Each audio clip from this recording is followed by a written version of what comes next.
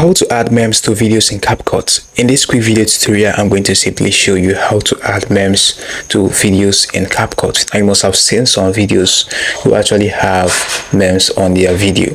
So in order for you to actually do this, you need to watch this video to the very end. If you're new to this channel, do it to hit the subscribe button and notification bell. It's really going to help. So right here is your device. The first step you need to take is to make sure you have the meme you want to add to the video on your CapCut. So you can simply go to where you can actually get the meme by going to your web browser like this and get the meme. Now it's going to be really helpful if you can get the meme that actually have a green screen background. So once you're done getting the meme, you need to simply go to your CapCut app. So right here in my CapCut app, the first step you need to take is to import the first video you want to add as your background video.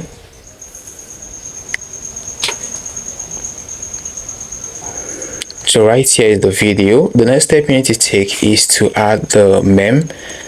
Now let's say you want to add the meme on top of the main video. You can go ahead and click on overlay. You can see that at the bottom of the screen. Go ahead and click on overlay and click on add overlay like this.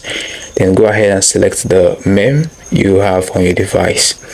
So mind you, you can actually adjust this meme to cover the whole screen like this. You can adjust it, you can decrease it, you can move it from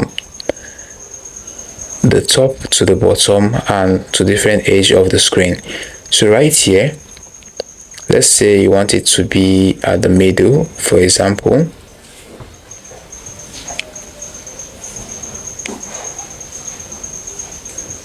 And I'm going to go ahead and tap on the meme like this in order to remove the background.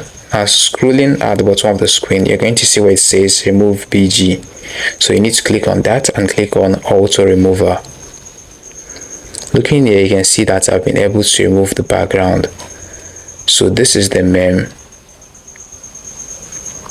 as you can see here on the screen.